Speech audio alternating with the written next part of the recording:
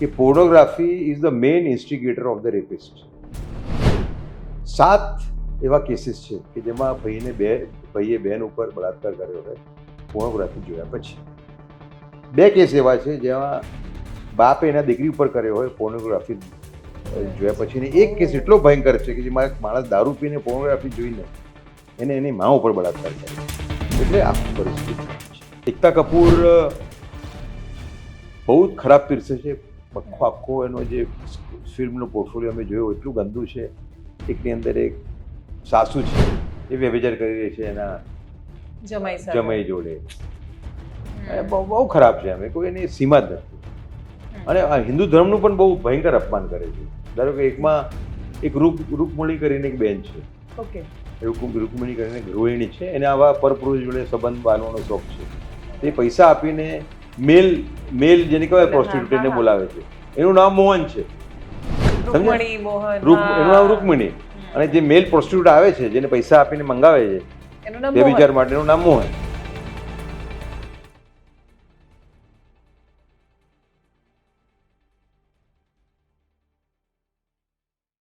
એક કિસ્સો જ્યારે આપણી આજુબાજુના કોઈ વ્યક્તિ સાથે બને ત્યારે આપણા મગજ પર બહુ જ મોટી અસર કરે છે, ઘણા બધા પ્રશ્નો છોડીને જાય છે.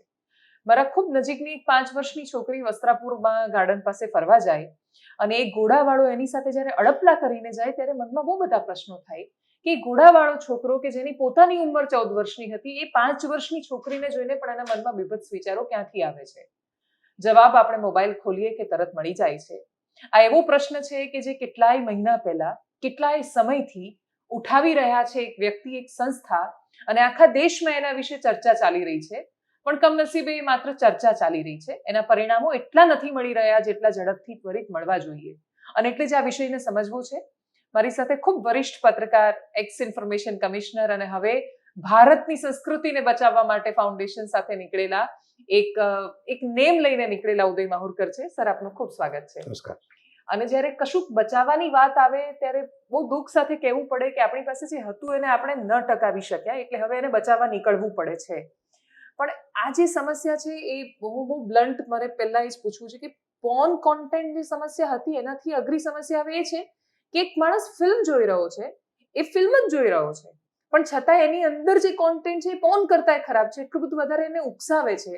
કેમ કોઈ નિયંત્રણ નથી? આ હું ફરીથી તમારી સાથે વાત કરી રહી છું અને છતાં એવું લાગે છે કે આને બહુ એક્શન્સ નથી લેવાઈ રહ્યા. મારા મનમાં પણ એક પ્રશ્ન છે આ મોટો. હું આ અભિયાન લગભગ પોણા 2 વર્ષથી ચલાવી રહ્યો છું.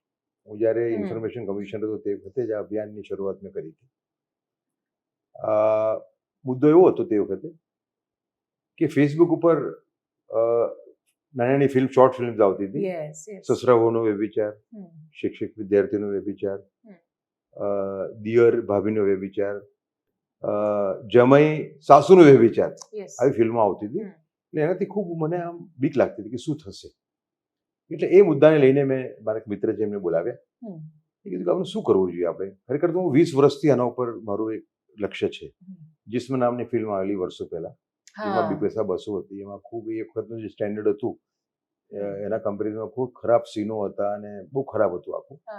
એટલે એ વખતથી મારો વિચાર ચાલતો હતો ને એના પર કામે હું કરતો હતો, પણ મને સફળતા મળતી નથી.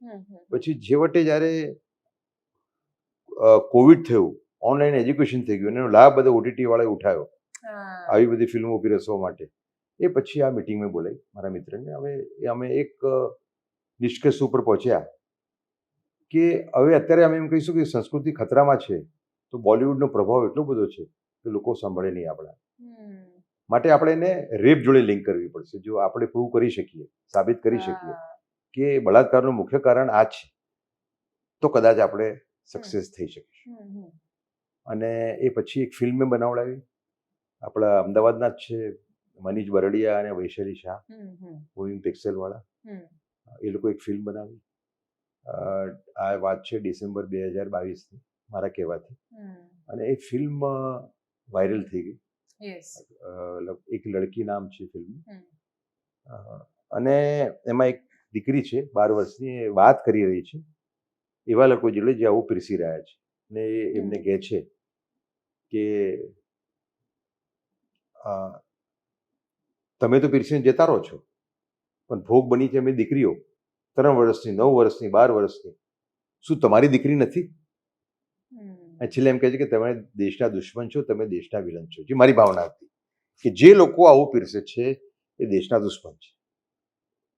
એ લોકો અલાઉદ્દીન ખિલજી, મોહમ્મદ તુગલક કરતાંય વધારે ખરાબ લોકો છે. એ લોકો આપણું સંસ્કૃતિ તોડી ના શકે, આ લોકો તોડી નાખશે. તો હવે લગભગ પોણા 2 વર્ષ થઈ ગયા અભિયાનને. થોડી સફળતા મળી છે અમને, કારણ કે આ એક નેશનલ ઇશ્યુ બની ગયો છે હવે. લગભગ 10 મહિના પહેલા સરકારે અમારા અભિયાનના કારણે, હું માની લઉં છું, લગભગ 18 OTT અને 57 સોશિયલ મીડિયા પ્લેટફોર્મ બેન કર્યા હતા. બરાબર. પછી એક એકતા કપૂરની એક ફિલ્મ છે 2020ની, 3X સિરીઝ કહે છે એને. ઓકે. એમાં એક પુરુષ છે જેના વ્યભિચારી સંબંધ એની દાદી જોડે છે, એની ઓર્મન માં જોડે છે, એની માં સાથે કાકાની સંબંધ ઓર્મન માં, ઓહ. કાકાની દીકરી જોડે છે, અને ભાભી જોડે છે, અને સીન જોડે છે. એના ઉપર ખૂબ ઉપાડ્યું અમે. અને જે ગ્રીવન્સ રિડ્રેસલ મિકેનિઝમ છે ઓટીટીમાં, કંઈક છે જ નહીં આમ તો જોવા જઈએ તો, પણ જે કંઈ છે એમાં ઉપાડી અમે વાત, અમારા ફેવરમાં જજમેન્ટ આવ્યું, અને આખી સિરીઝ એને વિડ્રો કરવાની ફરજ પડી. 2020ની જે સિરીઝ હતી. અચ્છા, એ વિડ્રો થઈ ગઈ? એ વિડ્રો થઈ, પણ વિડ્રો શું ગઈ તો માર્કેટમાં ચાલે જ છે, એના પ્લેટફોર્મ પર નહીં મળે. ઓકે, એવું બની શકે. ઓકે. એટલે સફળતા થોડી મળી છે અમને, પણ જોઈએ એ રીતે નથી મળી. કારણ કે અમે સરકારમાં અશ્વિની વૈષ્ણવજીને, અચ્છા, બીજા ખૂબ સંશોધન અમે કરેલું છે. હવે છે ને, હવે અમારે એના ઉપર માસ્ટરી થઈ ગઈ છે. કોઈ અમને કહે કે ભાઈ તમે બળાત્કારને એની જોડે કેવી રીતે લિંક કરો છો, તો અમારા પાસે એટલું બધું મટીરિયલ છે. કેમ કે થઈ રહ્યું છે, વાત સાચી. રોજે થઈ રહ્યું છે. બીજું અમે આર્ટ સ્ટડીઝ ભેગી કરી છે. એમાં ટેડ બંડીનું એક એક્ઝામ્પલ છે. ટેડ બંડી કરીને એક મોટામાં મોટો રેપિસ્ટ કિલર થઈ ગયો અમેરિકાનો, અને એને 30 લેડીઝનું રેપ કરીને એમને મારી નાખ્યા હતા. અમેરિકાનો most notorious serial rapist killer ગણાય છે. એ માણસે ફ્લોરિડા જેલમાં મોતની સજા થઈ હતી. મરતા પહેલા એને એક ઇન્ટરવ્યૂ આપ્યો. એમાં મેં કીધું હતું કે હું સારા ઘરમાં મારો જન્મ થયેલો, સારી રીતે મારો ઉછેર થયો, પણ મને નાનપણમાં પોર્નોગ્રાફી જોવાની આદત પડી ગઈ. અને પછી પોર્નોગ્રાફી હું પછી આવી રીતે લેડીઝને ટાર્ગેટ કરવા અને છુપાવવા માટે, બચવા માટે એમને મારી નાખતો હતો. એટલે પછી એમ કીધું કે હું જ્યારે ફ્લોરિડા જેલમાં આવ્યો તો અહીં પણ બળાત્કારના આરોપીઓ હતા. એમને પૂછ્યું, તમે બધા એક જ નિષ્કર્ષ પર પહોંચ્યા છીએ કે pornography is the main instigator of the rapist. એના કરતાં બીજું દાખલો હોઈ ના શકે.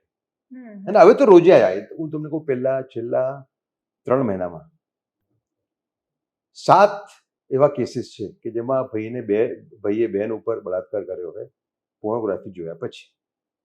2 કેસ એવા છે જેમાં બાપે એના દીકરી ઉપર કર્યો હોય પોર્નોગ્રાફી જોયા પછી. ને એક કેસ એટલો ભયંકર છે કે જેમાં એક માણસ દારૂ પીને પોર્નોગ્રાફી જોઈને એને એની મા ઉપર બળાત્કાર કર્યો. એટલે આખું પરિસ્થિતિ ખરાબ છે. હવે અમે આ વિશે ખૂબ સંશોધન કર્યું. એક્સ, પ્રાઇમ વિડીયો, નેટફ્લિક્સ, આ બધા જ પીરસી રહ્યા છે. નેટફ્લિક્સની અમે લગભગ 125 ફિલ્મો ચકાસી. 125 ફિલ્મો. એ પોર્નોગ્રાફીની ફિલ્મો નથી, પણ પોર્નોગ્રાફીના શોર્ટ્સ છે અંદર. દેખીતી રીતે પોર્નોગ્રાફી નહીં દેખાય તમને, પણ પોર્નોગ્રાફીના ઓપન શોર્ટ્સ છે ફિલ્મની અંદર. એ અમે આપ્યું આખું, વૈષ્ણવજીને લખીને, સેક્રેટરીને લખીને, પણ કોઈ રિસ્પોન્સ અમને મળ્યો નહીં. હા, એક ફિલ્મ હમણાં લેટેસ્ટ છે આની, હોઈચો ટીવી કરીને છે. જેમાં ભાઈ બહેન, હા, એટલે ખરાબ પરિસ્થિતિ આખી. બરાબર. પછી મેં કમ્પ્લેન્ટ દાખલ કરી. હોઈચોઈમાં પણ આ બહુ જ કોન્ટેન્ટ આવે છે. Yes yes. ના, એટલે આમાં ટોટલ ઓટીટીનું સીન એવું છે કે લગભગ 800 ની ઉપર એવું ઓટીટી છે. એમાં અમુક સારા પૈસાવાળા છે ને અમુક પેલા છે એકદમ ગમે તે. એ લોકો કોલ ઘરને હાયર કરે છે. કોલ ઘરને એનું શૂટિંગ ઉત્તર ભારતમાં એ લોકો કરે છે. મીરઠમાં જે સ્ટુડિયોઝ બનેલા છે ફ્લેટ્સમાં. એક ફોટોગ્રાફરને એ લોકો, વિડીયોગ્રાફરને દિવસના 10 થી 14 હજાર રૂપિયા આપે છે. મધ્ય ભારતમાં એનું કેન્દ્ર છે મુંબઈ, દક્ષિણ ભારતમાં છે હૈદરાબાદ અને ચેન્નઈ. આ જગ્યા ફિલ્મનું પ્રોડક્શન થાય છે આવી ફિલ્મ. બરાબર. તો મતલબ સર આ બધી ઇન્ફોર્મેશન છે સામે કે ક્યાં થઈ રહ્યું છે, શું થઈ હા, રહ્યું છે, બિલકુલ, કેવી રીતે બિલકુલ. થઈ રહ્યું છે ને ના, એટલે એનાથી આમાં શું કેવું થાય થયું છે? કે ધારો કે મિરટ છે, હમ. તો અમારા અભિયાનથી પ્રેરાઈને એક ભાઈએ સ્ટોરી કરી, એમાં આ નીકળ્યું કે મિરટમાં સ્ટુડિયોઝ છે બધા. અરે રે. હા. ત્યાંથી મને ખબર ગુજરાતના વાત પડી. સાચી છે, ગુજરાતમાં પણ અમુક જગ્યાઓ એવી હા. છે કે જ્યાં આ એટલે પ્રકારની આખી પરિસ્થિતિ ખરાબ છે. સરકારનો રિસ્પોન્સ હાફ હાર્ટેડ છે. હમ, હમ. મેં હમણાં દિલ્હી પોલીસમાં 3 કમ્પ્લેન્ટ કરી, એક્સની સામે, એક નેટફ્લિક્સની સામે અને એક ઓલ્ટની સામે, એકતા કપૂરની ફિલ્મ. બરાબર. હમ, હમ. પ્રૂફ જોડે બધા સીન અટેચ છે અંદર, છતાંય પોલીસે અમને જવાબ નથી આપ્યો. પછી અમે આરટીઆઈમાં ગયા, ઓહો. પોલીસે અમને જવાબ જ ના આપ્યો. એટલે પેલું જે નવું લો આવ્યું છે આઈપીસીની જગ્યાએ, એને પેલી પોલીસ ગોળીને પી ગઈ. એને જવાબ આપવો પડે ને મને હા, કે ભાઈ ભારત એફઆઈઆર થાય છે કે ન્યાય નહીં. જવાબ જ ના આપ્યો મને. અને પછી જ્યારે મેં આરટીઆઈ નાખી ત્યારે એમાં એવું જવાબ આવ્યો કે આરટીઆઈમાં જવાબ આપવો પડ્યો. મને જવાબ ના આપ્યો, હજુ મને જવાબ મળ્યો નથી. ના આપ્યો એ મારા માટે બહુ આશ્ચર્યની વાત છે. એટલે હું ખાલી ધ્યાન દોરું કે સર આરટીઆઈમાં જવાબ મળ્યો એમાં કે ભાઈ કોઈ ભાઈ આરટી કરી, આરટી અમારા કહેવાથી, અને એમ કીધું કે ભાઈ એક રામગોપાલ વર્મા વર્સિસ કંઈક કેસ હતો, એને એ જજમેન્ટને તાકીને એ લોકોએ આ નહીં ચાલે એમ ફગાવી દીધી. હવે રામગોપાલ વર્મા વિભત્સ પર પીરસતો હશે, પોર્નોગ્રાફી પીરસતો હતો ભાઈ. હા, તો પોર્નોગ્રાફી છે ભાઈ. તો પછી એટલે અમે એમાં કોર્ટમાં ગયા છીએ. હવે અમે કોર્ટમાં ગયા છીએ અને અમારી પૂરી તૈયારી છે આમાં, અને we are not targeting anybody personally. પણ જ્યારે તમે પર્સનલી ભલે ટાર્ગેટ નથી કરતા, પણ જે લોકો આમાં જે મોટા ચહેરા છે, કરવું જ પડે, જે મુખ્ય જવાબદારો છે, એમાં ઉદાહરણ તરીકે જેમ કે એકતા કપૂર છે, તો હવે એકતા કપૂરને સરકારે પદ્મશ્રી આપેલો છે, એટલે એમનું કળા અને સાહિત્યમાં યોગદાન માટે એમનું સન્માન થયેલું છે, એમની ફિલ્મો વખાણાઈ રહી છે. એટલે ચલો એક ફિલ્મ સારી છે ને કોઈ વખાણે વસ્તુ અલગ છે, પણ એ લોકોને જ્યારે આ પ્રકારનું પ્રોત્સાહન મળે ત્યારે એ લોકો તેવું જ સમજતા હોય છે ને કે અમને સરકારનું શરણ છે. એકતા કપૂરને પદ્મશ્રી આપવું એ સરકારની ભૂલ છે, એમાં કોઈ બેમત નથી. પણ પદ્મશ્રીનું જે આખું માળખું છે એ સુધારવાનું કામ નરેન્દ્ર મોદી સરકારે બહુ સારી રીતે કરેલું છે. આપણે એપ્રિશિએટ કરવું જ પડે. કારણ કે પદ્મશ્રી મને યાદ છે 2 ડોક્ટરો એવા હતા, એક ડોક્ટર હતો એક બીજું કોઈ હતો, એ લોકો 5-5 લાખ રૂપિયામાં પદ્મશ્રી ખરીદેલું આજથી 20-25 વર્ષ પહેલા. 5 લાખ રૂપિયા 5 લાખ રૂપિયા. તો નરેન્દ્ર મોદીના કાળમાં તો લગભગ હું માનું છું 20% લોકો એવા હોય છે કે જે લોકોને ખ્યાલ નથી હોતો કે અમને પદ્મશ્રી મળશે. નાના લોકો એકદમ સેવા કરી રહ્યા હોય. સર એક ચપ્પલ પહેર્યા વગર આવે છે. એટલે બહુ મોટું કામ કર્યું છે એમને, પણ આ ભૂલ છે સરકારની. સિસ્ટમ હોય છે, સિસ્ટમની અંદર કોઈ એમને ખોટી એડવાઇસ આપ્યું કે નરેન્દ્ર મોદી પોતે તો નથી આપતા, હે ને. અને બીજું કે વિરાટ કોહલી હોય ધારો કે, એ પણ હિટ વિકેટ એક દિવસે આઉટ થઈ શકે, એમાં કઈ એનો અર્થ કે વિરાટ કોહલી મટી નથી જતું. પણ એકતા કપૂર બહુ જ ખરાબ પીરસે છે. આખો એનો જે ફિલ્મનો પોર્ટફોલિયો અમે જોયો એટલું ગંદુ છે. એકની અંદર એક સાસુ છે એ વ્યભિચાર કરી રહી છે એના જમાઈ જોડે. બહુ ખરાબ છે. અમે કોઈ એની સીમા જ નથી. અને આ હિન્દુ ધર્મનું પણ બહુ ભયંકર અપમાન કરે છે. ધારો કે એકમાં એક રૂકમણી કરીને એક બેન છે, રૂકમણી કરીને ગૃહિણી છે, એને આવા પરપુરુષ જોડે સંબંધ બાંધવાનો શોખ છે. તે પૈસા આપીને મેલ જેને કહેવાય પ્રોસ્ટિટ્યુટને બોલાવે છે. એનું નામ મોહન છે. એનું નામ રૂકમણી. અને જે મેલ પ્રોસ્ટિટ્યુટ આવે છે, જેને પૈસા આપીને મંગાવે છે વ્યભિચાર માટે, એનું નામ મોહન. એટલે એકતા કપૂર બધી હદ વટાવી દીધી છે.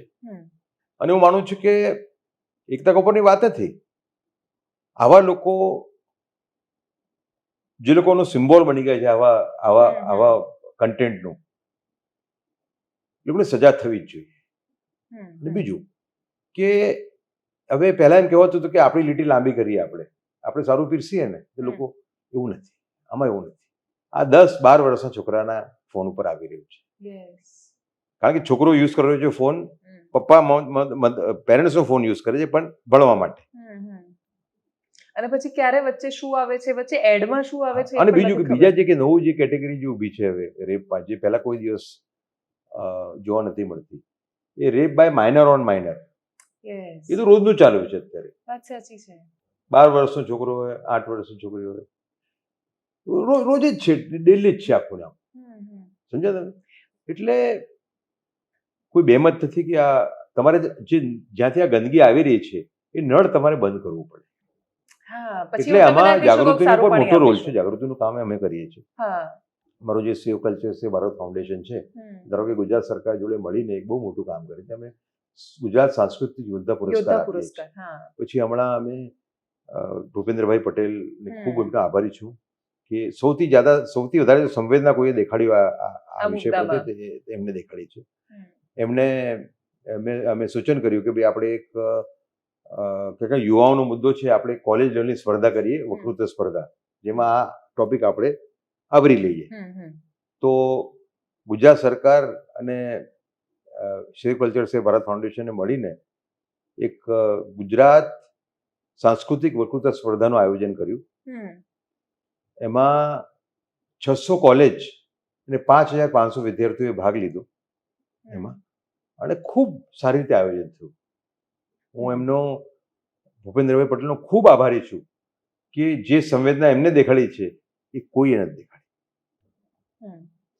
એમણે એમ કીધું કે આ આપણે જાગૃતિ ફેલાવવાની અંદર તમારી જોડે જ છીએ. હવે અમે સંસ્કૃતિ યોદ્ધા પુરસ્કારનો કાર્યક્રમ સુરતમાં કરવાના છીએ. અરે વાહ. પછી વડોદરામાં કરીશું, રાજકોટમાં કરીશું, અને પછી એમનું કહેવું છે કે આપણે ડિસ્ટ્રિક્ટ લેવલે કરીશું. આપણે ઇનામ છે 1 લાખ રૂપિયા. સરકાર 1 લાખ રૂપિયા એક માણસને આપે છે. સિલેક્શન અમારે કરવાનું. એટલે 1 લાખ રૂપિયા આપે છે. એટલે જિલ્લા સ્તરે કરવાની વાત કરે એમને સૂચન કર્યું છે. તો એમાં આપણે એમને કીધું કે રકમ આપણે ઘટાડી દઈશું ઇનામની. જિલ્લા લેવલે આ આખું ફેલાવવું જોઈએ આમ. એટલે જાગૃતિનું કામ કરી રહ્યા છે, પણ જાગૃતિનું એક સીમા છે. કારણ કે આ આવે છે ને, હું તમને કહું કે અમને એક રાજ પરિવારના વ્યક્તિ મને મળવા આવ્યા હતા, મહારાજ સાહેબ અને મહારાણી સાહેબ. તો મેં એમને આ વાત કરી કે ભાઈ હું આ અભિયાન ચલાવું છું. અરે એમને બહુ સારી એમને એક દાખલો આપ્યો મને કે એમના ગામમાં એક સ્કૂલ ચલાવે છે મહારાણી સાહેબ. એમના એક બેનપણીની દીકરી ત્યાં ભણે છે. એમનું બેનપણીનો ફોન આવ્યો કે એક દીકરીની ઉંમર છે લાઈક 11-12 વર્ષ, કે મારી દીકરીને મેં જુદો રૂમ આપ્યો છે ભણવા માટે, પણ એ જ્યારે સવારે બહાર નીકળે છે 8:30-9 વાગે ત્યારે બિલકુલ થાકેલી હાલતમાં હોય છે. એટલે મને બીક છે કે બીમારી તો નથી, કારણ કે એને હું પૂછું છું ત્યારે રોજ એમ કહે છે કે હું તો સારી છું. એટલે એમને થોડો ખ્યાલ આવી ગયો.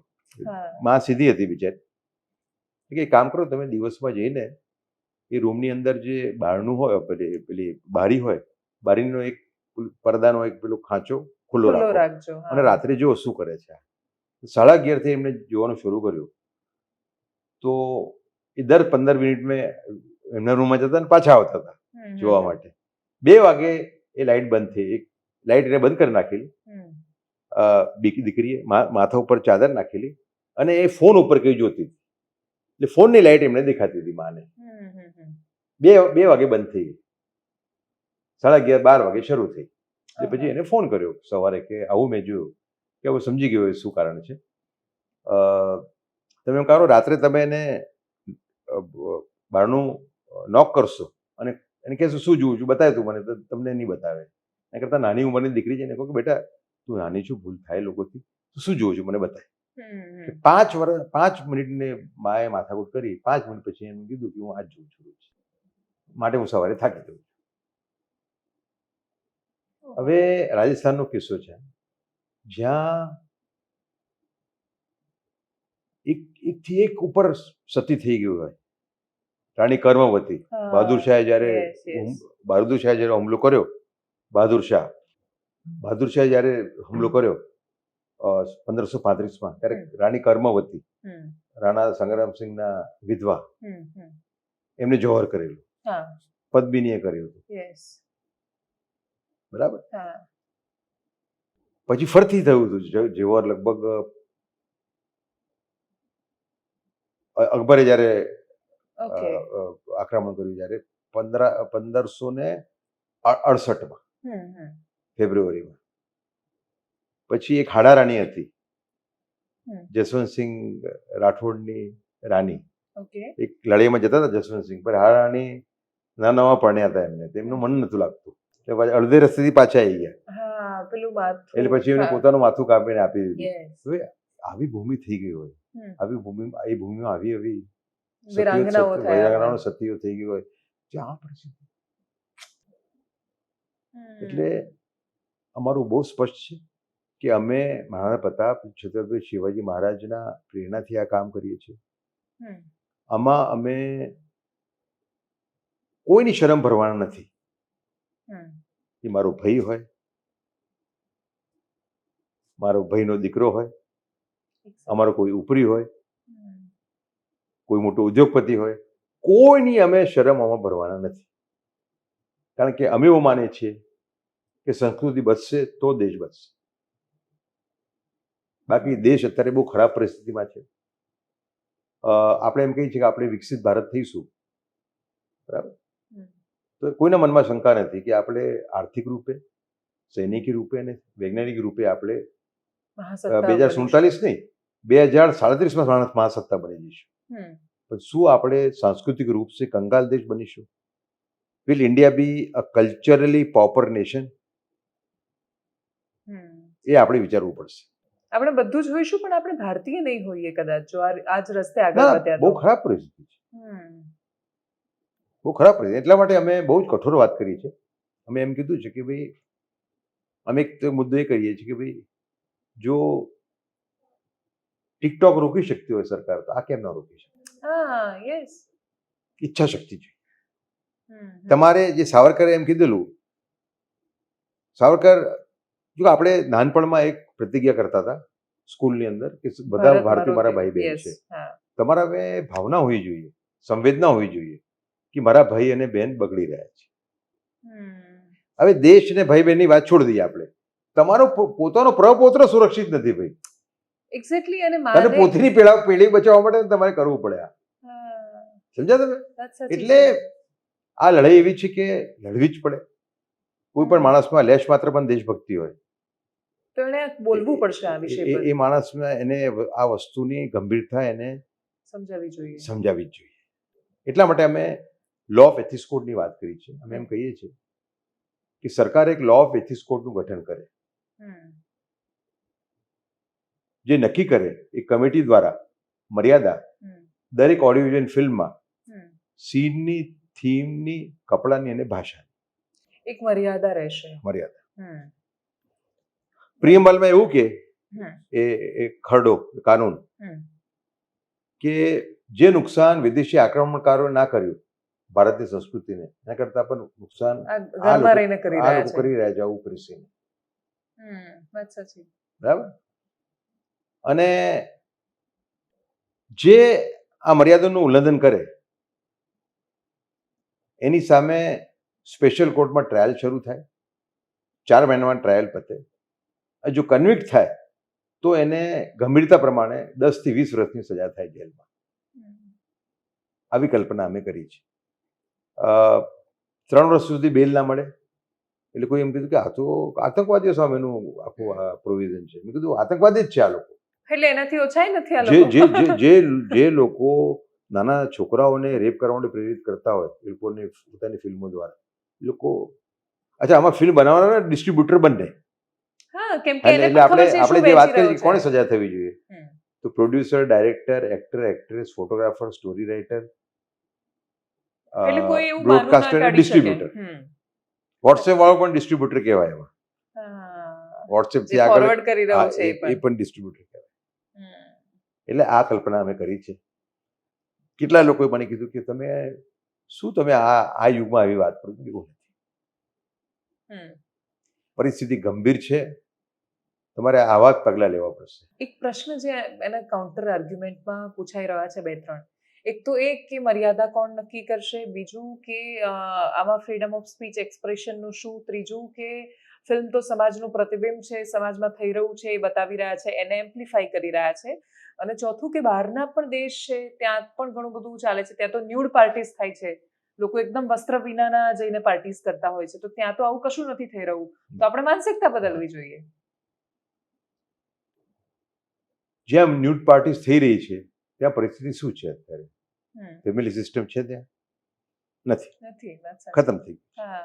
છોકરો જ્યારે છોકરા છોકરી 14 વર્ષના થાય છે ત્યારથી જ બહાર જતા રહે ઉડી છે, જાય છે, અને પછી એ લોકો વ્યભિચારે કરે છે, બધું કરે છે, અને લગ્ન કર્યા વિના પણ બાળક તો આવે છે લગ્ન વગર, સંતાન પેદા કરે છે. બરાબર. એટલે રહ્યો સવાલ ફ્રીડમ ઓફ સ્પીચનો ને એક્સપ્રેશનનો, એનું તો ઘોર આ લોકો એનું મિસયુઝ કરે છે, મિસયુઝ કરી રહ્યા છે. Abuse of freedom. અચ્છા, રહ્યો સવાલ કોણ નક્કી કરશે, તો એ એક રિપ્રેઝેન્ટેટિવ કમિટી હશે જે મર્યાદા નક્કી કરશે. ઓકે. એમાં જેમ ફિલ્મ સેન્સરશિપ માટે એક છે કમિટી. ના, ફિલ્મ સેન્સરશિપ જુદો મુદ્દો, ત્યાં પણ પરિસ્થિતિ ખરાબ છે. હમણાં રીલ્સ જે આવે છે એક્ટર એક્ટ્રેસીસ, એટલું ખરાબ કિસિંગ સીન, હું તો કિસિંગ, હું હવે બીજું મુદ્દું ઉપાડું કે કિસિંગ શુડ બી બેન્ડ. શા માટે દેખાડે છે કિસિંગ સીન? શું જરૂર છે? પહેલા પિક્ચરમાં રોમેન્ટિક સીન દેખાડતા હતા પેલા, પણ વચ્ચે ચાંદો આવી જતો હતો કે ઝાડ આવી જતો હતો. હા, તો સિમ્બોલિક હતું ખાસું. અત્યારે જે કિસિંગ સીન છે, અત્યારે હમણાં એનિમલ ફિલ્મના શોર્ટ્સ જોયા મેં, જે રીલ્સ આવી બધી, ખરાબ પરિસ્થિતિ. વાત સાચી. અને એને પણ સેન્સર બોર્ડ પરિસ્થિતિ ખરાબ છે એકદમ. એટલે લોકો છે ને એડલ્ટ સર્ટિફિકેટ આપી દે છે. ના, એડલ્ટ જેવું કઈ હોતું જ નથી ભાઈ. અમારે જો ભારતે પ્રતિજ્ઞાઓ લીધી 10 વર્ષમાં કેટલી બધી, મહાન દેશ બનવા માટે નરેન્દ્રભાઈના નેતૃત્વ હેઠળ, એક હજુ પ્રતિજ્ઞા એટલે કે ભારત વિશ્વનો પહેલો વિકૃત સામગ્રી મુક્ત દેશ બનશે. કેમ ના બની શકે? આપણે ત્યાં જે ગંદકી આવે છે અત્યારે ભારતમાં, બરાબર, ઓડિયો વિઝ્યુઅલના માધ્યમથી, એની 20% જ ગંદકી આવે છે મિડલ ઇસ્ટમાં. સિંગાપુરમાં પણ 20% જ આવે છે, સાઉથ કોરિયામાં પણ 20% જ આવે છે. તો આપણે 20% જ બંધ કરવાની છે, જે આપણે 80% બાજુમાં મૂકી દઈએ તો. એટલે આપણે જ્યાં આવે છે જે મટીરિયલ આવે છે એને 80% ઉપર કંટ્રોલ તો છે જ પેલા લોકોનું, આ દેશોનું, કારણ કે ઈચ્છા શક્તિ છે. ત્યાં મિડલ ઇસ્ટ ઇવન આ સાઉદી વખતે બહુ જ કડક કાયદા કાનૂન છે. ને પણ આમાં તો શું વાંધો શું છે? દુબઈમાં પણ છે. હા, દુબઈમાં પણ, અને દુબઈ આટલો પ્રોગ્રેસિવ દેશ હોવા છતાં છે. પણ હમણાં દુબઈનો એક મેં વિડીયો જોયો હતો કે જેમાં દુબઈમાં જેની કલ્પના નહોતી થઈ શકતી કે બહુ જ બધા શેખ ને બાકીના બધા પોતાના કોસ્ચ્યુમમાં બેઠા છે અને ત્યાં સામે બાર ડાન્સર્સ ડાન્સ કરી રહી હતી બહુ જ ઓછા કપડામાં એ રીતે, ને કોઈએ લખ્યું હતું એના ઉપર, મેં એક્સ પર લગભગ એ વિડીયો જોયો જેમાં લખેલું હતું કે દુબઈ ઇઝ ચેન્જિંગ, એમ કે દુબઈ પણ હવે બદલાઈ રહ્યું છે. હવે હશે એવું, પણ તો આ પોર્નોગ્રાફી તો નથી જ ને. હા, નથી. એટલે એવું નહીં, આ મારું સમજવું એ છે કે પ્રોગ્રેસિવ કન્ટ્રીની નિશાની શું, કે તમારા જેટલા વસ્ત્ર ઓછા થતા જાય એટલા તમે પ્રોગ્રેસિવ છો. હા, એવું થયું ના તો. હા, પ્રોગ્રેસિવ કન્ટ્રીની નિશાની એ છે કે ભ્રૂણ હત્યા બંધ થાય, એ પ્રોગ્રેસિવ કન્ટ્રીની નિશાની છે. સેક્સ રેશિયો સુધરે, એ પ્રોગ્રેસિવ કન્ટ્રીની નિશાની. પછી મારો દેશનો એક પણ વ્યક્તિ, ગરીબ વ્યક્તિ રોડ ઉપર ના ઊંઘે રાત્રે, એવી એક પરિકલ્પના કરો. સમજ્યા તમે? કે મારા દેશની અંદર એક પણ વ્યક્તિ એવો ના હોય જોઈએ જે રાત્રે એને બહાર ઊંઘવું પડે. પણ આપણે શું એ દિશા તરફ નથી ભાગી રહ્યા કે આપણે પણ લિવિંગ હવે બહુ નોર્મલ થઈ ગયું છે? ઇવન મારા એક પડોશી છે, સ્કૂલમાં જાય છે, પહેલા બીજા ધોરણના છોકરાઓ એકબીજાની સાથે એટલી અભદ્રતાથી ઈશારા કરે છે, એવા વર્તન કરે છે, એટલે હમણાં એક પહેલા ધોરણના બાળકના મમ્મી પપ્પાને સ્કૂલમાં બોલાવવા પડ્યા કેમ કે એ પોતાની બાજુની જે છોકરી બેઠી હતી એની સાથે અબ્યુઝ કરી રહ્યો હતો. પહેલા ધોરણનો છોકરો છે, એને પૂછ્યું તો જોયું છે. હા, એક્ઝેક્ટલી, ફોન પર જોયું છે ને. તો આમાં સરકાર ક્યારે કરશે શું એ મને નથી ખબર, નાગરિક શું કરી શકે? ના, એટલે આમાં કેવું છે કે તમારે સમજો, અમે મૂળ ઉપર ગયા છે આખું, તમારે પેલું રોકવું જ પડશે. એ રોકવું જ પડે. હમણાં હરિયાણા સરકારે છોકરાઓને ભણવા માટે ટેબ્લેટ્સ આપી, છોકરાઓએ ફિલ્ટર તોડી નાખ્યા અને એ લોકો પોર્નોગ્રાફી જોતા હતા, છોકરા છોકરી હા. સ્ટુડન્ટ્સ, કોલેજ વાળા, અરે સ્કૂલના. અને બહુ હોશિયાર છે આજકાલના છોકરા, એમને બધા પાસવર્ડ્સ ખબર હોય છે. બહુ ખરાબ પરિસ્થિતિ છે. મને હમણાં મોટા સંત થઈ ગયા, એમને કીધું કે મેં આચાર્ય ગુરુકુલ ખોલ્યું છે, ત્યાં પણ મને તો બીક લાગે છે કે બહુ. હા, વાત સાચી છે. ઇવન આ ગુરુકુળ ને ત્યાંથી પણ એવા કિસ્સા સામે આવે છે કે એ નથી ખબર પડતી કે ભરોસા સાથે પણ સંતાનને ફોન કેમ ઉપર આવે છે, તમે કેવી રીતે કંટ્રોલ કરો? તમે કહો, હા. તમે સંસ્કાર એ લોકોને આપો, જ્યાં જ્યાં સારા સંસ્કાર આપો, બરાબર ને? પણ એ જો રાત્રે આ જ જોતો હોય તો શું થાય પરિસ્થિતિ? ખબર નથી કે એ ભારતીય પેદા કરે છે કે ભારતમાં એક રેપિસ્ટ પેદા કરી રહી છે. સવાલ જ કેમ કે મેં હમણાં જ એટલે જગ્યાએ લખ્યું હતું કે મારે પ્રવપત્રી હતી, અત્યારે પ્રવપૌત્ર મને થયો હા 5 મહિના પહેલા. મારી રોજની જ પ્રાર્થના એ છે કે મારા પ્રપૌત્ર, મારા પ્રપૌત્રીને હનુમાન દાદા આધુનિક ખતરાઓથી સુરક્ષિત રાખે. રાખે. વાત સાચી. શું કરું? મને બીક લાગે છે. સ્કૂલમાં જ મોકલવા જ પડશે. હા. અને એનો ભોગ કે ભાગ કશું ન બને એનો ડર લાગે છે. કાં તો ભોગ બને છે બાળકોને, કાં તો એનો ભાગ બને કાં ભાગ બની ગયો. હવે આ છોકરાને તમે વાત કરી, એ ભાગ છે એનો. હા, એનો હિસ્સો બની ગયો એનો. અને એ પહેલા ધોરણનું છે, એને સુધારવાની શું સિસ્ટમ? કેમ કે એના મગજ પર કેટલી મોટી અસર રહેશે આ. એટલે આ બહુ અને એમાંય મેં આની પહેલા જ્યારે આપની સાથે ચર્ચા કરી એના પછી દાહોદનો એક કિસ્સો સામે આવ્યો. શું હતું દાહોદનું? આચાર્યએ પહેલા ધોરણની છોકરીને રેપ કરવાનો ટ્રાય કરીને પછી મારી નાખી શકે. છોકરીએ જેવી બૂમ પાડી એટલે પહેલા ધોરણની છોકરી, સ્કૂલનો આચાર્ય, એની સ્કૂલનો.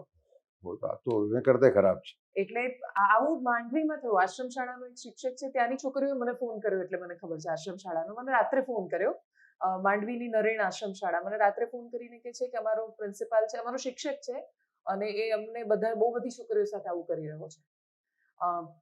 અગેન એટલી બધી જગ્યાએથી આ પ્રકારના ફોન આવે અને છોકરીઓ ભરોસા સાથે કહી નથી શકતી કોઈને કે આ શોષણનો શિકાર બને છે. અને આ બધી પ્રાથમિક શાળા, આ તો ગંભીરતા સરકારે એની સમજવી પડશે. કેમ કે પોક્સો આપણી પાસે અને છે. એક જ એનો ઉપાય એક જ છે. તમારે નળ બંધ કરવું પડે. અને ટેકનોલોજીના એક્સપર્ટ જોડે પણ મારી વાત થઈ. બધા સરકારની ઈચ્છા શક્તિ હોય તો બધું થઈ થાય. હા, કોઈ એમ કહે છે કે ભાઈ રેવન્યુ. મેં કીધું નરેન્દ્રભાઈ જે રીતે જે પૈસા વેડફાતા હતા કરપ્શનના માધ્યમથી, એડીબીટી કર્યું છે, એ બધું જે એને હોલ્સ બંધ કર્યા, જે છીંડાઓ હતા, એના માધ્યમથી હું માનું છું કે મેં તેમની 2 ચોપડીઓ લખી છે એમના રાજ્ય શાસન ઉપર. લગભગ ભારત 3 થી 4 લાખ કરોડ રૂપિયા વર્ષના બચાવે છે. 3 થી 4 લાખ કરોડ રૂપિયા એટલે almost 8 to 10% of the budget. 1 lakh crore રૂપિયા આપણે નહીં કમાઈએ. અને આટલો મોટો નંબર જ નથી આ. કેમ કે સારું પણ તો કોન્ટેન્ટ છે જે જોવાઈ રહ્યું છે. સારું જોઈએ છે. હજુ પણ ભજનના સાંભળવાના લોકો વધારે છે. અને એ હજી પેઢી બચી છે, જો એ પહોંચાડશે નહીં એ ભજન, એ વાતો, અથવા આપણે જે મને જે વસ્તુનો આનંદ થયો આમાં કે મેં ખૂબ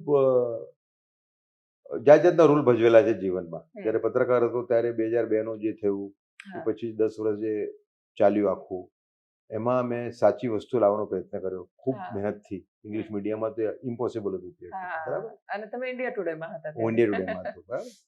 પછી દિલ્હી ગયો. દિલ્હીમાં ખૂબ સારી સ્ટોરીઝ કરી. મેં ગુજરાતની પણ સારી સારી સ્ટોરીઝ કરી છે, બરાબર. ગુજરાતના મેં 18,000 ગામડાઓમાંથી 2,000 ગામડાઓમાં મેં પગ મૂકેલો છે. એટલું બધું મને બહોળો અનુભવ છે. પણ આ અત્યારે જે મારો જે પીરિયડ ચાલે, સારામાં સારો પીરિયડ મને લાગે છે. કમિશનર રહ્યો, કમિશનરમાં રેકોર્ડ કર્યો મેં લગભગ 14,400 અપીલ ડિસ્પોઝ કરી 3 વર્ષમાં. Highest in the history of the central information commission, RTA commission છે એના સેન્ટ્રલ લેવલનું. એમાં 3 વર્ષમાં કોઈએ ઇવન 12,000 પણ ડિસ્પોઝ નથી કરી. આપણે 14,400 કરી, બરાબર. એટલે સારું આપણે કામ કર્યું. પણ આ મારો ફેસ સારામાં સારો છે એટલા માટે કે મને એમ થાય છે કે દેશનું મોટું કામ હું કરી રહ્યો છું.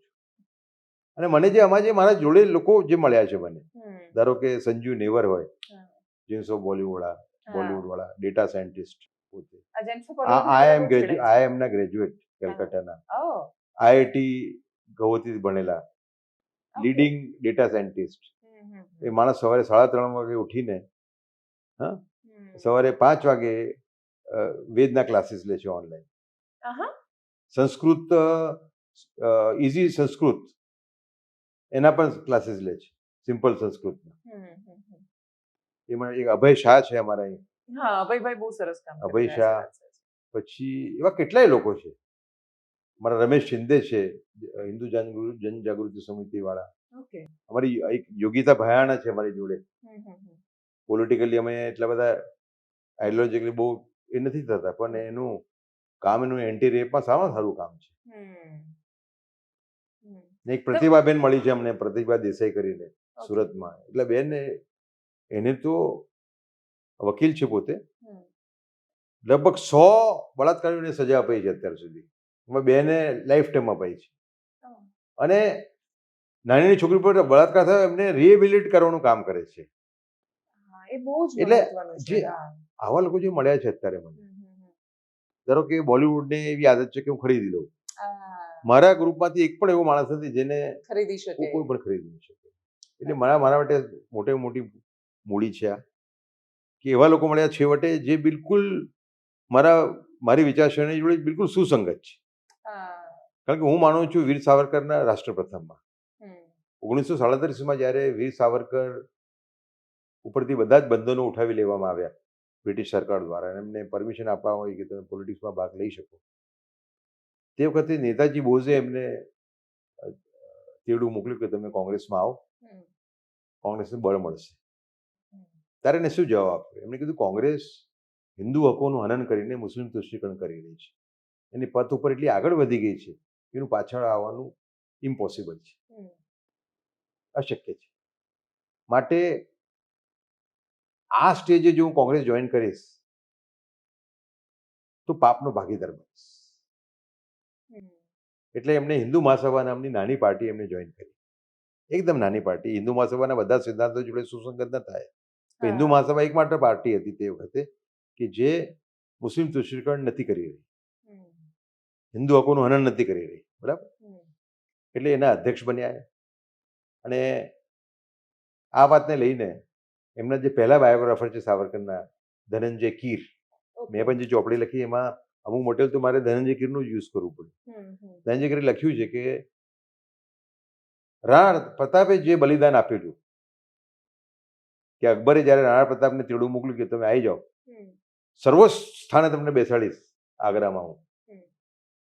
બધા જ એક વખતે બધા જ રાજપૂત રાજાઓ, એમના સગાઓ, એમનો પોતાનો ભય, એ બધા અકબરને સરેન્ડર થઈ ગયા. ત્યારે રાણા પ્રતાપે એક સિંગલ હેન્ડેડ લડાઈ લડી આખી. કારણ કે રાષ્ટ્ર પ્રથમની ભાવના હતી એમના. એટલે એ ભાવનાથી હું પોતે એક રીતે પોતાને મારી પ્રેરણા લઉં છું એનાથી. એમણે કંઈક એવું કામ કરવું જીવનમાં, જે મોટું કામ, જેનાથી આપણે કંઈક કામ કર્યું એમ. બાકી માટે ગાડી અને બંગલા પાછળ બધા ભાગ્યા જ કરે છે અત્યારે. તમે આ ઉલ્લેખ કર્યો છે એટલે મારો હજુ એક પ્રશ્ન, છેલ્લો પ્રશ્ન વીર સાવરકરને લઈને છે કે કેટલાક લોકો એમને વીર સાવરકર કહે છે, કેટલાક લોકો એમને ઘણા બધી વાત માટે ક્રિટિસાઇઝ કરે છે. એટલે જેમ કે જે ગાંધી હત્યાનો કેસ હતો એની અંદર એમની ભાગીદારીથી માંડીને આખી વાત ગોડસે પર આવી ગઈ, નથુરામ ગોડસે પર, અને વીર સાવરકર એમાંથી બહાર નીકળી ગયા. એ રીતે પણ એમને ક્રિટિસાઇઝ કરવામાં આવે છે. તમે શું માનો છો? અને શું ઐતિહાસિક બધા જ આક્ષેપો ખોટા છે. કમનસીબી એવી રહી એમની કે એમના જ સપોર્ટર્સ એમને ડિફેન્ડ ના કરી શક્યા, તથ્યો હોવા છતાં. કારણ કે ગાંધીજી એટલા બધા પ્રભાવમાં હતા, એમને લાગતું હતું કે એમને ડિફેન્ડ કરવા જઈશું તો અમે ગાંધી વિરોધી ગણીશું. એવું નથી. જેમ ખોટા આક્ષેપ થતા તમારે જે તમારો હીરો હોય, તમારા આદર્શ પુરુષ હોય, તમારે એને ડિફેન્ડ કરવો જ જોઈએ. બરાબર. તથ્યના આધારે. એમની ભૂલ ના સ્વીકારો, એની ભૂલ તમે સ્વીકારી લો એની, પણ તમે એની ભૂલ ના હોય કે તમે એને એવું પ્રોપોગન્ડા થવા દો. એટલે ગાંધી હત્યાની વાત કરીએ તો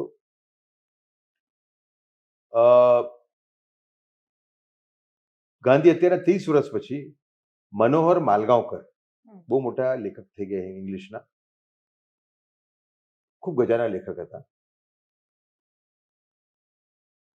એમની ચોપડી લખી the main who killed Gandhi, Godse ઉપર, ગોડસે અને આપટે ઉપર. એમાં એમણે લખ્યું છે કે 1978માં 30 વર્ષ પછી, ગાંધી હત્યાના 30 વર્ષ પછી હું દિગંબર બડગેને મળવા ગયો, જે વ્યક્તિના સ્ટેટમેન્ટ ઉપર સાવરકરને અરેસ્ટ કરવામાં આવેલા. દિગંબર વડે એમ કીધું કે એ આખું સ્ટેટમેન્ટ મેં સરકારના પ્રભાવમાં એને આપેલું.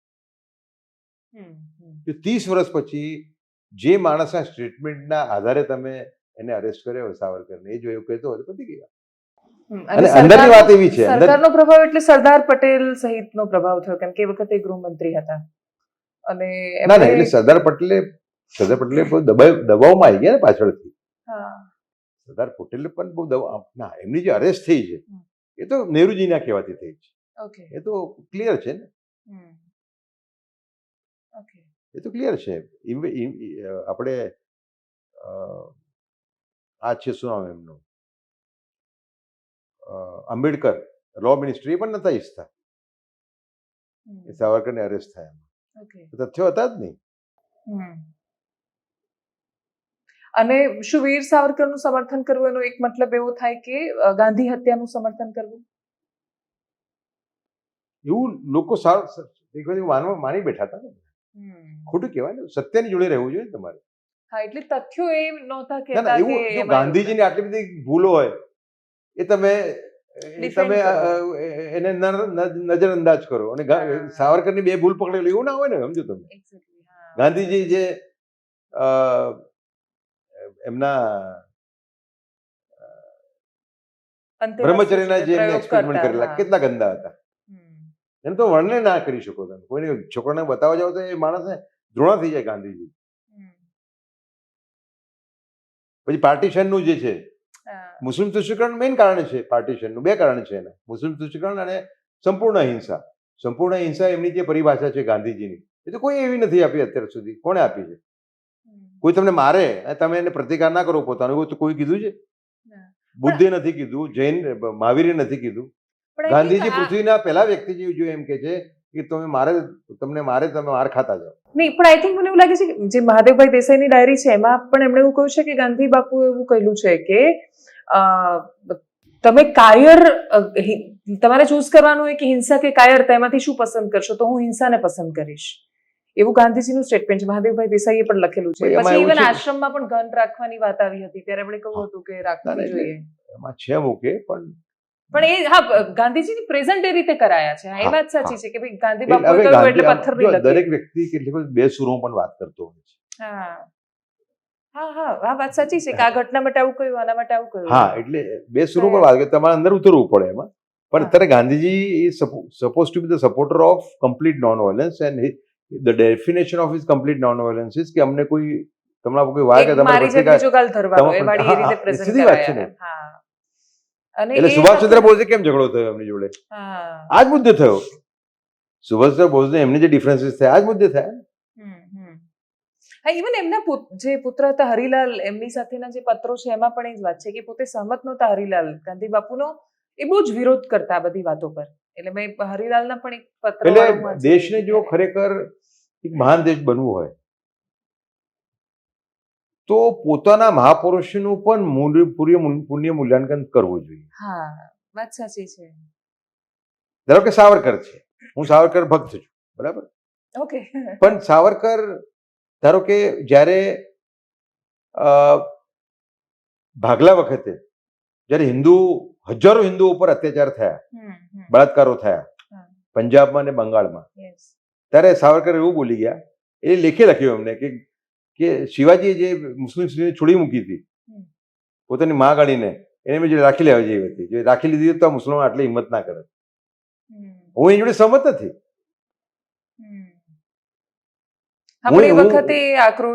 એકદમ આક્રોશમાં હતા. હું એની સહમત નથી. એટલે ભારતે મહાન દેશ બનવું હશે તો ભારતે પોતાના જે મહાપુરુષો છે, ખાસ કરીને ગાંધીજી, એમનું પુણ્ય મૂલ્યાંકન કરવું પડે. અને ગાંધીજીની સારી વાતો છે. આજે સેવાનું કામ છે એમનું ઉત્તમ કક્ષાનું છે. સ્વચ્છતા ઘણું બધું એમણે, પણ આમાં કેવું છે, ગાંધીજીનું સૌથી મોટું નુકસાન ગાંધીવાદીઓએ કર્યું છે એ જડતાઈ, જે એમનામાં તો એટલીસ્ટ નહોતી એવું દેખાય છે. ઉત્તમ કક્ષ. કદાચ ગાંધીજીએ કદાચ આજે તો એમને વિચારો જુદા હોય. હા, માણસ બદલાય ને સમયની સાથે, ડેફિનેટલી. એટલે જે મહાપુરુષો થઈ ગયા એમનું મૂલ્યાંકન થવું જોઈએ. આજે ધારો કે આજે નહેરુ પર જે આખી જે ગાળા ચાલે છે, હું એનો પણ સમર્થક નથી. હા સર, એ જ છે કે આજે દરેક વાતમાં નહેરુને શું કામ વચ્ચે હા, એટલે ગાંધીજી બધી કાશ્મીરમાં લાવો તો નહેરુજી સમજ્યા. રોજ ગાળા મૂકે ને, હું એનો સપોર્ટર નથી. નહેરુજી તમારે જ્યાં સુધી ઇન્સ્ટિટ્યુશન બિલ્ડિંગનું કામ છે, સંસ્થાઓ ઊભું કરવાનું, એ મોટામાં મોટું કામ જવાહરલાલ નહેરુએ કર્યું. અને યોગ્ય માણસો શોધ્યા એને. ધારો કે IIM અમદાવાદ, તો જોન મથાએ શોધ્યા એને. બધા યોગ્ય માણસો એને સિલેક્ટ કર્યા. એટલે થોડું મુસ્લિમ દૃષ્ટિકોણ વાળો એક પાસો હતો એમનો. એમાંય બધા નવી વસ્તુ નીકળે છે. હું તમને કહું હમણાં બહુ મને આમ દરેક આ પૂરું મૂલ્યાંકન બહુ અગત્યનું છે એકદમ. ધારો કે અલીગઢ મુસ્લિમ યુનિવર્સિટી છે, એનો મુખ્ય રોલ હતો પાકિસ્તાન બનવા દેવામાં. એટલે આખું મુવમેન્ટ જે છે જિન્ના, એ ત્યાંથી ચલાવતા. એમાં એક કોંગ્રેસ વાળો જેને વિરોધ કરેલો એને એ લોકો કાઢી મૂકેલો ત્યાંથી. બીજા બધા જ જિન્ના જોડે હતા. એટલે જયારે આઝાદી પછી એ લોકો જયારે પહેલી વખત 57 કે એમાં ગયા નહેરુ ત્યાં AMUમાં, ત્યારે એ લોકોએ માઇનોરિટી સ્ટેટસની માંગ કરી.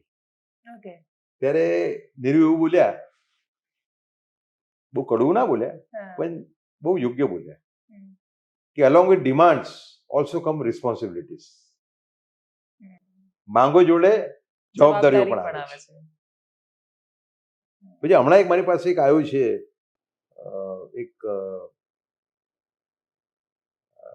દેવબંધી એક મૌલાના છે, મૌલવી, એમની તકરીર છે, આખી ઓડિયો છે મારી પાસે. તો એમાં એવું કહે કે તબલીગ જમાતને 2 વખત એવું થયું કે એમની ઈચ્છા હતી કે બેન કરી નાખું તબલીગ જમાત, નહેરુએ. પણ અબુલ કલામ આઝાદે એમને કન્વિન્સ કર્યા. અને પેલું મૌલવી એમ કે છે એ કેસેટની અંદર, એ તકરીરમાં જે ઓડિયો મારી પાસે છે એમાં એમ કે છે कि हमें शुक्रगुजार होना चाहिए मौलाना आजाद का, वरना जवाहरलाल नेहरू बैन कर डालते तबलीग जमात. બરાબર? એટલે એ મોટું એમનું નામ ખરાબ થયું કાશ્મીરમાં. કાશ્મીર ક્યાં? કાશ્મીરમાં અને ચાઇનામાં. હા, એ અક્ષય ચીન પણ એમાં દિનકર પણ એમણે એક માનતા હતી એમનામાં. તમે જુઓ કે નહેરુ એટલે RSSના મોટા વિરોધી. બરાબર? 1962માં જયારે યુદ્ધ થયું આપણું, એમાં ખરાબ રીતે આપણે હારી ગયા. એક વખતે RSS ખૂબ સારું રોલ ભજવેલું, તમને ખ્યાલ હોય તો. નેફા બોર્ડર ઉપર બધાને જમવાનું આપતા હતા, બધાને મદદ કરતા હતા. તો 1963 જે પરેડ થઈ, રિપબ્લિક ડે ની પરેડ, આપણી ગણતંત્ર દિવસની, એમાં એમને ઇન્વિટેશન આપ્યું હતું RSSના એક આખા પેલા એને લગભગ કેટલા 200 કે 2000 લોકોએ ભાગ લીધો પરેડમાં. આ જે આર્મીની પરેડ હોય છે એમાં RSSની પણ પરેડ, RSS પણ હતું એમાં. 1963 નહેરુએ બોલાયા હતા એમને. એટલે એમને અંદરથી ઓબ્જેક્ટિવિટી હતી. કેટલી બધી ઓબ્જેક્ટિવિટી, કેટલી બધી. કોઈને બીજો જોતો નથી એનો. એમને એમ થયું કે આ લોકો સાચું બોલતા હતા અને હું ખોટો હતો. હા, ને ઇવન દિનકર જેમણે એમને બહુ ક્રિટિસાઇઝ કરે, રામધારીસિંહ દિનકર, એમની પણ એક પુસ્તકમાં એમણે લખેલું છે કે એટલો બધો આઘાત લાગ્યો જવાહરલાલ નહેરુને કે પછી એ લાંબુ જીવી જ ના શક્યા આ ચીનનો. કે એમણે એવું માનીને બેઠા હતા કે હું ઉદાર છું તો મતલબ આખી દુનિયા ઉદાર રહેશે, પણ એવું ન થયું. અને then he realized કે જે લોકો ક્રિટિસાઇઝ કરતા હતા એ લોકો સાચા હતા. હા, એટલે મોટો દાખલો આ છે. RSS ને બોલાવ્યો ને 1963ની 26 જાન્યુઆરીની પરેડમાં ભાગ લેવા માટે. And then he died. હા, ઓકે. એટલે મહાપુરુષોનું મૂલ્યાંકન થવું જોઈએ, પૂર્ણ મૂલ્યાંકન થવું જોઈએ, હું માનું છું. હા, અને એમની હવે છે ને નહેરુને ગાળ આપીને એટલે આખું પેલું ફેશન જ થઈ ગઈ કે તમારે દેશભક્ત બનવું હોય અત્યારે. એટલે કશું જ 100% ખરાબ કે 100% સારું નથી હોતું. એને તમારે ઓબ્જેક્ટિવિટી સાથે જોવું પડે. તમે જો, અમે પણ નહેરુજીની ખૂબ ટીકા કરી છે મારી ચોપડીમાં, સાવરકર વાળી ચોપડીમાં, રાષ્ટ્રીય સુરક્ષાના મુદ્દે. બરાબર? પણ એવું નથી હોતું એકદમ. અમુક ક્વોલિટી સારી તમારે સારી કહેવી જ પડે. ને અત્યારે તો કેવું થઈ ગયું છે કે નહેરુ અને મુસલમાનને ગાળો આપો એટલે તમે હીરો થઈ ગયા. એવું નથી હોતું ભાઈ. એટલે એ લોકો વાંચતા નથી ને સર, એટલે એમને શોર્ટકટમાં. ઇવન મુસલમાનના કેસમાં પણ મને એટલું બધું લાગે છે કે ગાળા જ કરો એટલે કેવી ચાલે? તમારી લડાઈ કટ્ટરવાદી મૌલવીઓ સામે છે, મુસ્લિમ સમાજ સામે થોડી જ આખા સમાજ સામે. આજે કાલે હું સ્ટેચ્યુ ઓફ યુનિટી ગયો હું ટ્વીટ કરવાનો છું હમણાં 2 દિવસમાં. ઓકે. એટલે ત્યાં સરદાર પટેલના પગ આગળ કેટલા મુસલમાનો ફોટા ખેંચાય ઓછા 10 લોકોએ બોલો. એમાં એક કપલનો મેં ફોટો લીધો અને હું ટ્વીટ કરવાનો છું. એમના જે પગ છે એમના પગ છે ત્યાં ઉભા રહીને ફોટા ખેંચાવા એટલે મોટી વસ્તુ નથી. પણ એમાં આપણે જે પેલું જનરલાઇઝ કરીએ છીએ એમાં આપણે વધારે નુકસાન કરી રહ્યા છીએ. એટલે ખોટું કહેવાય ને. મેં પૂછ્યું એક સમીર કરીને હિના કરીને હતો પછી એને પેલું હિજાબ પહેરેલું એને પેલી છોકરીએ એની વાઈફે તે મને કે અમે તો એને મોટો માણસ માનીએ જ છીએ ને ભાઈ. તમને એવું લાગે છે કે અમે નથી માનતા? ના એટલે છે કટ્ટરવાદનું મોટું વર્ક છે બેમાં મોટું વર્ક છે કટ્ટરવાદ પણ બધા થઈ ગયા એવું નથી. હા પણ એમાંથી એટલે એ કટ્ટરવાદીઓથી એમને બચાવવાના છે નહીં કે એમને કટ્ટરવાદી બનાવી દેવાના. એવું કરે છે આ લોકો. વાત સાચી. બાકી એ કટ્ટરવાદનો મોટો વર્ગ છે અને બીમારી પ્રસરી રહી છે કટ્ટરતા જબરદસ્ત પ્રસરી રહી છે. એટલે તમારે એમાંથી બચાવવાના છે આ લોકોને. તમે આમ એને ઘોંચપરણા કરીને ત્યાં જ મોકલી આપો એવું ના હોય ને. વાત સાચી. અને એક આમાં છે તમારી જ ટ્વીટ હું જોઈ રહી હતી જેમાં તમે એવું લખી રહ્યા હતા કે દરેક ધર્મના લોકો છે જે આ આપણું જે કલ્ચર બગડી રહ્યું છે એની સામે લોકો. હા બિલકુલ. મને બહુ લોકો કીધું કે તમે એને આમાં મુસ્લિમ જોડે હું નહીં કરું. હિન્દુ મુસ્લિમ આમાં નહીં કરું. કારણ કે મને તો મુસ્લિમો મળે છે એ લોકો વધારે સપોર્ટ કરે છે ભાઈ. એટલે કે હવે હિજાબ પહેરે છે તો અમારા કોઈ કંટ્રોલમાં નથી. ફોન ઉપર જોયા જ કરે. વાત સાચી છે. હિજાબ પહેર્યો હોય ને જોતા હોય છે. હિજાબ એટલે પવિત્રતાની નિશાની એવું કેવું છે લોકો. હવે એક દીકરી જો આ જોતી હોય તો હા એમની મોટી સમસ્યા છે.